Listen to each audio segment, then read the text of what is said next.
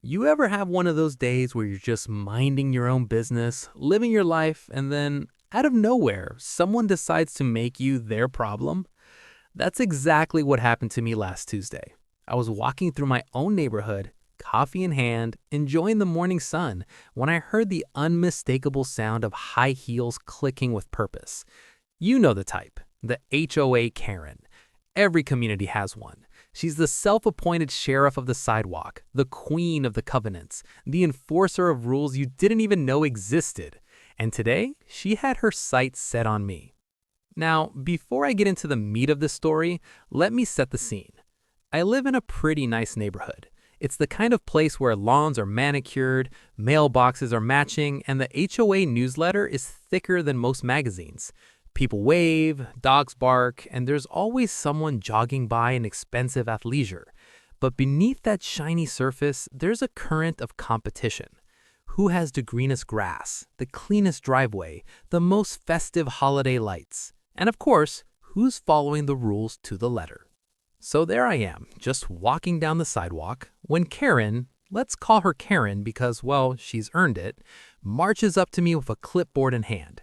She doesn't say hello, she doesn't smile, she just looks me up and down, eyes narrowing like she's trying to solve a puzzle she doesn't like the answer to. "Excuse me," she says, her voice sharp enough to cut glass. "Are you lost? Renters aren't allowed to use the community pool before 10 a.m. I almost laughed. Almost. But I could tell she was serious, and I've learned that the best way to deal with a Karen is to let her dig her own hole. So I just smiled and said, "Good morning to you too." She didn't like that. Not one bit. She huffed, adjusted her sunglasses, and pointed at my coffee cup like it was evidence in a crime. "I'm going to have to ask you to leave the common areas until the appropriate time. Homeowners have priority." Now, here's where things get interesting. See, what Karen didn't know, and what I was in no rush to tell her, was that I'm not just a homeowner in this neighborhood, I'm the homeowner.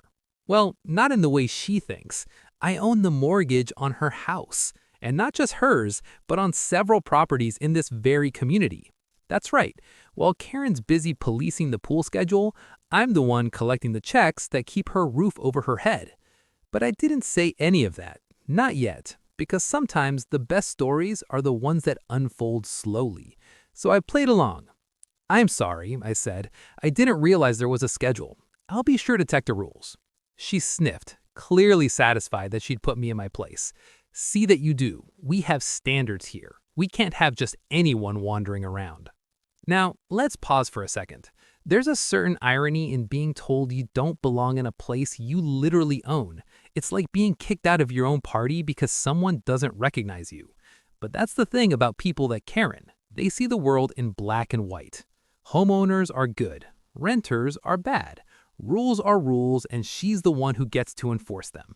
But life isn't that simple, and sometimes the people you look down on are the very ones holding you up.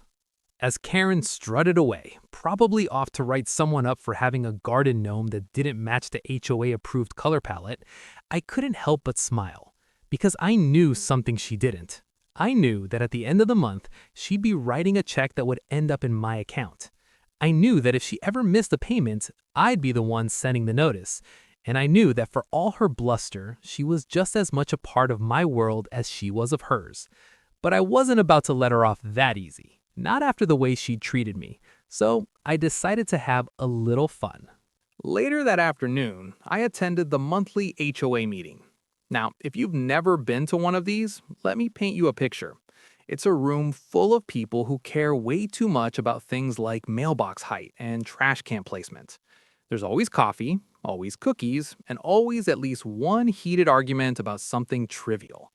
And of course, there's Karen sitting at the head of the table, clipboard at the ready. I walked in, took a seat, and waited. It didn't take long for Karen to notice me. "Excuse me," she said, her voice echoing through the room. "This meeting is for homeowners only." I smiled. "I know, that's why I'm here." She frowned, clearly confused. "I don't recognize you. What's your address?" I gave her my address. She checked her list, eyebrows furrowing. "You're not on the homeowner roster. Are you sure you're in the right place?" Now, here's where the contrast comes in. Karen sees the world in terms of ownership, who's in, who's out, but ownership isn't always as simple as having your name on a deed. Sometimes it's about who holds the paper, who controls the money, who really calls the shots. I leaned in, lowering my voice just enough to make her lean closer. I'm not on the roster because I don't live here, but I do own the mortgage on your house and on several others in this neighborhood. The room went silent. You could have heard a pin drop. Karen's face went pale, her mouth opening and closing like a fish out of water. I continued, so technically, I have a vested interest in how this community is run. After all, if the property values go down, so does my investment. The shift in the room was immediate. Suddenly, I wasn't just some random renter. I was someone with power, someone with a stake in the game. And Karen, she was just another homeowner, no more or less important than anyone else. The silence in the room was thick, almost electric. You could see the gears turning in everyone's heads as they tried to process what I'd just said. Karen, for the first time since I'd met her, looked genuinely uncertain. Her authority, so absolute just moments before, was suddenly on shaky ground. It was as if the entire script of her life had been flipped upside down, and she didn't know her next line. But I wasn't there to embarrass her. I wasn't there to flex or make anyone feel small. I just wanted to make a point about assumptions, about respect, and about the invisible lines we draw between ourselves and others. So I leaned back, gave her a reassuring smile, and said, "Look, I'm not here to cause trouble. I just want what's best for the neighborhood. Same as you." A few people nodded. You could see the tension start to ease, but Karen was still rattled. She shuffled her papers, trying to regain her composure. Well, thank you for your interest, but these meetings are for residents. Investors usually communicate through management companies. I nodded. That's true, but sometimes it's good to hear directly from the people who live here. After all, you're the ones who make this place what it is. That seemed to land. The conversation shifted, and the meeting moved on to the usual topics: landscaping contracts, parking violations, the upcoming block party. But the dynamic had changed.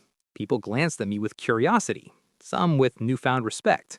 Karen, meanwhile, was quieter than usual, her confidence clearly shaken. As the meeting wrapped up, a few homeowners approached me. They wanted to know more about what I did, how I got into real estate, what it was like to own mortgages instead of just a single home. I answered their questions honestly, sharing a bit about my journey, how I started with one rental property, learned the ropes, and eventually began investing in notes and mortgages. I explained how, in many ways, I was just like them, someone who wanted stability, security, and a good place to call home. But I also talked about the bigger picture, about how communities thrive when people work together, regardless of whether they rent, own, or invest. About how the lines we draw between homeowners and renters, between residents and investors, are often more about perception than reality. And about how, at the end of the day, we all want the same things: safety, comfort, and a sense of belonging.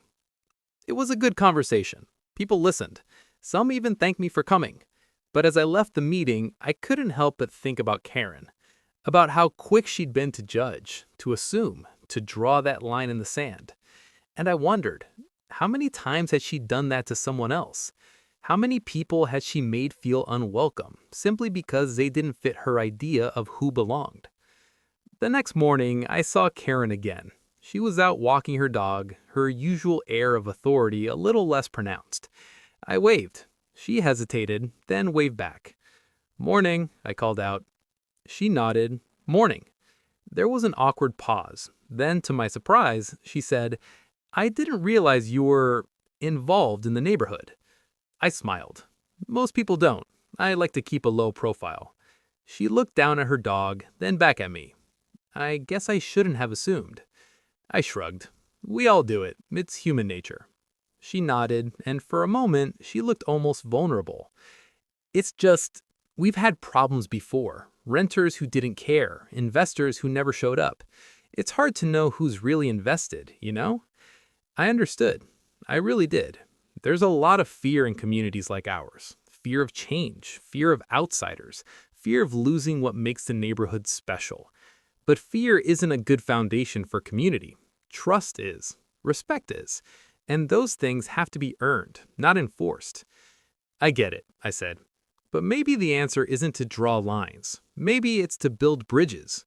She looked at me, and for the first time, I saw something shift in her eyes. Maybe it was understanding. Maybe it was relief. Or maybe it was just the realization that the world is a little more complicated than she thought. We stood there for a moment. Two people from different worlds, connected by a shared address and a complicated history. And in that moment, I realized something important. Sometimes the best way to change a community isn't by enforcing the rules. It's by challenging the assumptions behind them.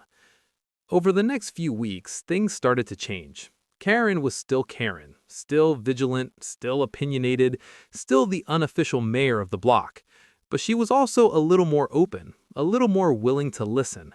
She started greeting people she didn't recognize, asking questions instead of making accusations, and the neighborhood started to feel a little warmer, a little more welcoming. I kept attending the HOA meetings, sometimes as an investor, sometimes just as a neighbor. I got to know the people behind the doors, the single mom juggling two jobs, the retired couple who'd lived there since the neighborhood was built, the young family saving up for their first home. I learned their stories, their struggles, their dreams, and I realized that for all our differences, we had a lot more in common than I'd thought. One day, Karen approached me after a meeting. She looked nervous, almost shy.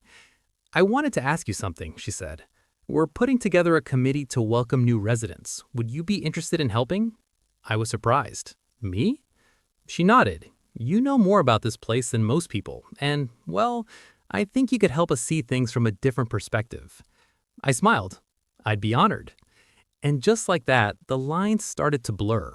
Homeowner, renter, investor, it didn't matter as much anymore. What mattered was that we were all part of the same community, all working toward the same goal. Looking back, I realized that Karen did me a favor that day she called me a renter. She reminded me that assumptions are powerful, but so is the truth. She showed me that even the most stubborn people can change, given the right reason. And she proved that sometimes the best way to own a place isn't by holding the deed or the mortgage. It's by earning the trust and respect of the people who call it home. As the months went by, the neighborhood transformed in ways I hadn't expected. The committee Karen started became more than just a welcome wagon. It turned into a real force for good. We organized block parties, helped neighbors in need, and even set up a community garden. People who'd never spoken before were now sharing recipes, trading tools, and watching each other's kids. The fences that once divided us, literal and figurative, started to come down. Karen, for her part, became a different kind of leader. She still had her rules, but she enforced them with a lighter touch. She listened more, judged less, and even laughed at herself from time to time. I saw her invite new families to coffee, offer rides to elderly neighbors, and once even apologize when she realized she'd jumped to conclusions. The transformation wasn't overnight, but it was real, and it all started with a simple misunderstanding. A moment when she saw me as an outsider, not knowing I was more invested in this place than she could have imagined. I learned a lot from Karen too. She taught me that people aren't always what they seem, and that sometimes the ones who seem the most difficult are just trying to protect what they love.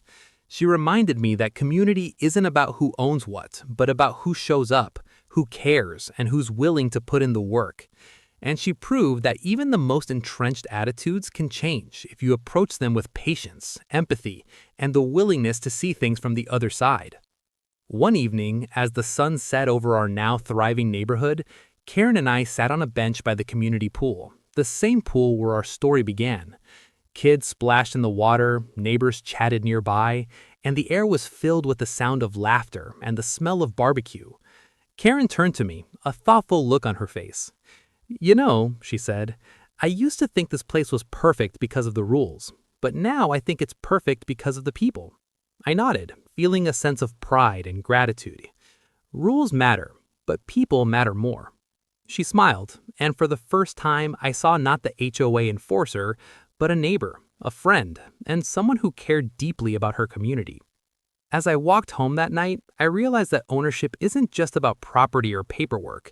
It's about responsibility, connection, and the willingness to make a place better for everyone. Whether you're a renter, a homeowner, or the person holding the mortgage, what really matters is how you show up for your community. So the next time someone calls you a renter or questions whether you belong, remember this. Belonging isn't something you buy. It's something you build, one relationship at a time. And sometimes the people who challenge you the most are the ones who help you grow the most.